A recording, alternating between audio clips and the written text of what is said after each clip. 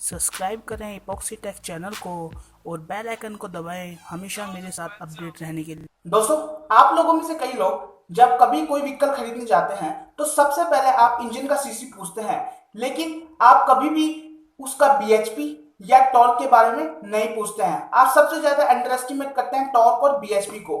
Torque और BHP उतना important है जितना इंजन का सीसी। नमस्कार दोस्तों, मेरा नाम है सुखिल और आप देख रहे हैं इपॉक्सी टैक्स। दोस्तों, आज हम इस वीडियो में जानेंगे क्या होता है बीएचपी और साथ ही साथ में हम टॉर्क के बारे में भी जानेंगे। So let's begin.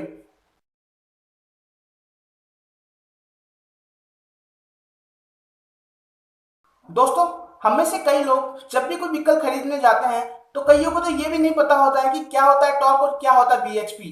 तो आज हम इस वीडियो में पता लगाएंगे कि क्या होता है टॉर्क और क्या होता है बीएचपी। तो यदि आपने मेरी पहली वाली वीडियो जो इंजन के वर्किंग पर है यदि वो नहीं देखी है तो आप उसको जाके सबसे पहले देखें, तभी आपको बीएचपी समझ में आएगा और साथ ही साथ में टॉर्क समझ में आएगा। तो अब हम आगे बढ़ते हैं। यदि आपने वो पहली वाली वीडियो देखी होगी तो आपको पता लग जाएगा कि जब उसके अंदर थर्ड स्टेप होती है, जब फ्यूल और एयर का मिक्सचर जब बर्न होता है तो उसकी वजह से एक खतरनाक प्रेशर क्रिएट होता है। उस प्रेशर क्रिएट होने की वजह से जो क्रैंक शाफ्ट होता है वो घूमना स्टार्ट होता है।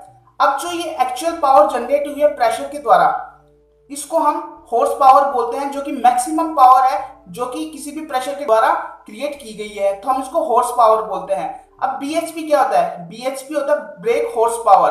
तो जब भी पिस्टन ऊपर से नीचे हो रहा है और साथ साथ में जो मूवमेंट्स हो रहा है पार्ट्स का, तो उसकी वजह से वहां पे फ्रिक्शंस क्रिएट होते हैं।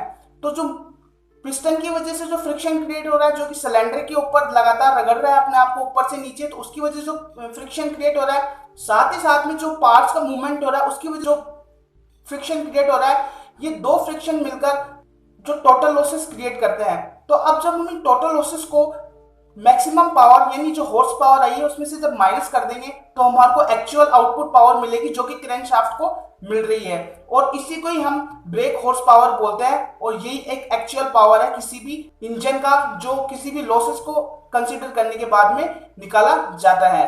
दोस्तों, मैं आपको यदि किसी एग्जांपल के थ्रू समझाऊं तो मैं आपको ह्यूमन डाइजेस्टिव सिस्टम को लेकर समझाता हूं। कभी भी ह्यूमन डाइजेस्टिव सिस्टम में स्टोमक होता है, स्टोमक के अंदर आप जितना खाना कंटेन कर सकते हो उतना खाना कंटेन कर लेते हो। अब आप जितना खाना कंटेन यानी आपने जितनी एनर्जी लेनी थी, अब उतनी एनर्जी आप आउटपुट नहीं दे सकते, क्योंकि आप कई अदर फंक्शंस में भी इसको यूज कर रहे हैं, जैसे रेस्पिरेटरी फंक्शंस हो रहे हैं और कई हीट एक्सचेंज फंक्शन हो रहे हैं, जिसकी वजह से आप जो टोटल एनर्जी है आप आउटपुट पावर में यानी आपके आउटपुट वर्क में नहीं यूज ले सकते। तो यदि आपको कोई एक्चुअल वर्क करना है तो आपके पास जो एक्चुअल कैलोरी आपने जो अटेंड की है उतनी कैलोरी आप एनर्जी में कन्वर्ट नहीं कर सकते। तो इसी बेस पर बीएचपी काम करता है कि जो टोटल हॉर्स पावर आ रही है वो अलग चीज है और जो बीएचपी आ रही है वो अलग चीज है। तो बीएचपी एक्चुअल पावर है, जैसे कि हमारी एक्चुअल पावर अलग होती है। अब हम टॉर्क की बात करते हैं।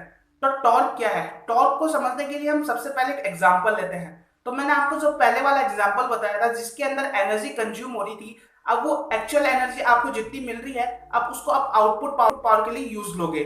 तो अब मान लीजिए आपको लोड ज्यादा उठाना है तो आपको पावर ज्यादा चाहिए, लेकिन वहां पे जो एनर्जी धीरे धीरे रिलीज होगी, जबकि आपको कुछ दौड़ने वाला काम चाहिए तो आपको उसके एनर्जी रेट यानी आपको एनर्जी बहुत जल्दी जल्दी चाहिए लेकिन आपको पावर कम चाहिए। तो टॉर्क क्या है? तो टॉर्क ये बताता है कि किसी भी इंजन में वो कितना फोर्स लगा सकता है, साथ ही साथ में वो इंजन कितना पावर डिलीवर कर सकता है, ये चीज टॉर्क बताती है। जबकि बीएचपी ये बताती है कि इंजन किस रेट से एनर्जी डिलीवर करेगा। तो ये इन दोनों में अंतर है टॉर्क और बीएचपी के अंदर। तो दोस्तों, इससे टॉर्क को समझने के लिए हम सबसे पहले एक छोटा सा एग्जांपल लेते हैं।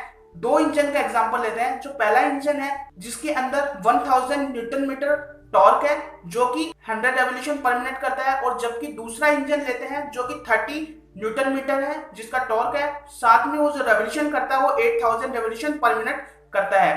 तो अब जो पहला इंजन है अब उसके लिए हम बीएचपी निकालते हैं। जो बीएचपी का फॉर्मूला होता है वो 2 इंटू 3.14 इंटू आरपीएम यानी आपका रेवोल्यूशन पर मिनट इंटू टॉर्क। तो अब यहां से आपको पता लग गया होगा कि जब आरपीएम बढ़ेगा तो आपका बीएचपी बढ़ेगा, और यदि आपका टॉर्क बढ़ता है तो भी आपका बीएचपी बढ़ता है। दोनों केसेस के अंदर बीएचपी बढ़ते हैं। तो अब जो पहला इंजन आएगा उसके लिए जो बीएचपी आएगा वो आएगा 14 और जो दूसरा इंजन है उसके लिए उसका bhp आएगा 33।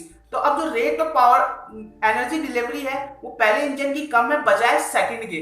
तो अपन यहाँ से अंदाजा लगा सकते हैं कि एनर्जी डिलीवरी पहले वाली इंजन की कम है, लेकिन वो लोड ज्यादा उठा सकता है, लेकिन रेवोल्यूशन पर मिनट उसके कम होंगे। और जबकि आप दूसरा केस देख सकते हैं कि जो सेकंड इंजन है उसका रेट ऑफ डिलीवरी यानी bhp ज्यादा है, इसी वजह से वो लोड कम उठा सकता है लेकिन रेवोल्यूशन पर मिनट ज्यादा होंगे।